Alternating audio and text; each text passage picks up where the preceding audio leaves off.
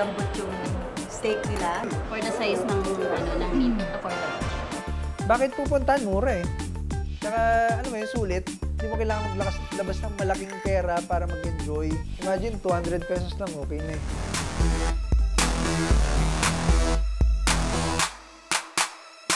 Steak na muraita at hindi aaray ang bulsa. Saan matatagpuan? Well, you better stick with us para malaman kung saan ito.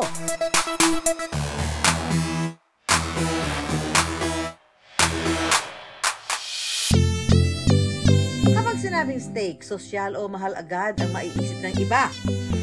Pero sa kainan ito, sold na raw ang mga vegetarian. Dahil for as low as 200 pesos, matitikman na ang kanilang mga steak. Maglaway sa kanilang T-bone with rice sa halagang 283 pesos. At porterhouse with rice na 311 pesos naman. Ang sarap ng food talaga nila, especially the truffle. Ang perfect ng pagkakaluto and itong steak. Lahat ng siniserve naman nila here ay we can give 5 stars. Ang negosyo na bentang-benta sa masa, ideya ni Daniel at ng kanyang asawa. Since nagbebenta naman kami ng steak na frozen, nagsusupply kami sa mga restaurant ng mga kilala. Nakikita ko, binibenta nilang mahal. Parang times 5 nila, times 6. Eh, bakit hindi na lang kami mismong supplier magtayo? Gusto ko kasi ma-experience sa mga tao yung feels na premium pero affordable. And voila! Nabuo ang Escobar Steakhouse na hango sa kanilang apelido. On the cheaper side ang local steaks nila. Pero ang mga imported steak na galing US, Japan, Australia, Brazil, umaabot ng hanggang 2,000 piso ang halaga. Bestseller, grass-fed ribeye. Affordable kasi. Tapos yung quality, okay na rin. Kasi mid-tier eh. Parang dito ka na sa upper o doon ka sa pangmasa. Ito yung gitna. Ito yung the best. Ito. So, madalas orderin sa inyo ay ribeye. Yes po, tita. Ano yung ng doneness niya? Palagi namin sinasuggest medium rare. Bakit yun? Ba't yun gusto? Kasi madali lang. Pagka medium rare, tapos hindi mo gusto yung doneness, ayaw mo na medyo mamink-mink, pwede nating i-alter pa yung luto. So, gawin natin ay medium rare. medium rare. Oo. Ay, natay. Approximately 135 degrees Fahrenheit. Okay. Pero ba, ito, ano pa lang, plain meat pa lang yan? Yes po, yes po. Okay. Ganito, tita, tuturo ko sa iyo, sikreto namin dito sa Escobars. Una, lalagyan mo ng salt, pepper, at yung ating secret ingredient, steak rub. Okay, Yun. steak wrap. Okay. Oo. Kurot lang. Kurot, tapos ikalat mo. Pati Yun. kabila. Yes, pati yung kabila. Parang dapat may lasa din yung kabila. Tama. Yan. Tapos lagyan mo na lang pepper. This is how we do it in the kitchen. Ang lambat! Tapos ilalagay na natin yung ating secret ingredient, steak wrap. Steak wrap. Yan. Ito kasi yung hinahanap-hanap ng mga patrons namin. Ito na siya. Yun.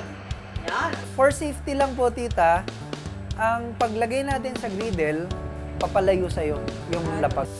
Yun.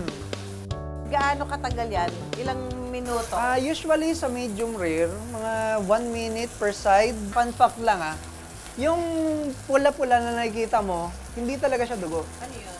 Ang tawag dyan, myoglobin. Yan yung juices na lang gagaling sa muscles ng karne. Kaya kailangan natin tikman ang myoglobin. Yon, mamaya. Tikman natin. Ganito kasi yung ina-achieve natin dito sa pagluto ng steak. Mamink-mink yung loob, tapos merong outer crust. Yun yung nagpapasarap. Isa pang sikreto na ni-reveal ni Daniel sa atin, kailangan daw i-rest ang steak ng 4 to 5 minutes matapos maluto. Ito ay para ma-redistribute muna ang juices ng karne. Ito po ay well done. Ito yung medium rare. So, titikman natin yan. First time ko natitikim ng medium rare. Tikman muna natin ito, aking favorite na well done. Well done. Ano? Hindi ko na kaya talaga mag-sauce dito. Kasi ang sarap niya. Ito na ang pinaka-exciting part. Mas juicy. Parang mas malambot siya. Parang gusto na matunaw dito sa lab. Sa bibig ko yung medium rare. Lagyan akong konti. Pinakapag kami sauce. Sarap! Mula sa tinayong 25 square meter restaurant sa isang residential area noong 2022, makalipas ang 4 na taon, nanganak na ng 10. North Caloocan, San Jose del Monte, South Triangle, dito sa kinakatayuan natin ngayon. Sa Maginhawa, Quezon City, Malate, Manila, Shaw Boulevard, DF Homes, Parañaque, Nomo, Bacoor, Cavite, Versailles, Lagro, Quezon City, sa May Fairview. Yung distribution ng branches, kalat-kalat, across Metro Manila. Malaking tulong daw sa pag-branch out ang pagiging open nila sa partnerships, tulad na lang sa kanilang Shaw Boulevard branch kung saan nakapagnegosyo collab ang sikat na food vlogger na si Lane Bernardo. Para sa 599 lang, ito na yung kasama. May sides ka pa at may 2 sauce. Sobrang nagustuhan nilang mag-asawa yung product. After a few days, kinausap niya ulit ako. Tinanong nila kung pwede ba kami mag-partnership. Ngayon, ROI na rin naman sila. Mula sa lahat ng branches kung susumahin, umaabot daw sa 7 digits ang kinikita nila kada buwan. Ngayon nakapag-expand na sila sa Metro Manila at nearby provinces, plano naman ni Daniel na magtayo na rin ng branches sa Central Luzon.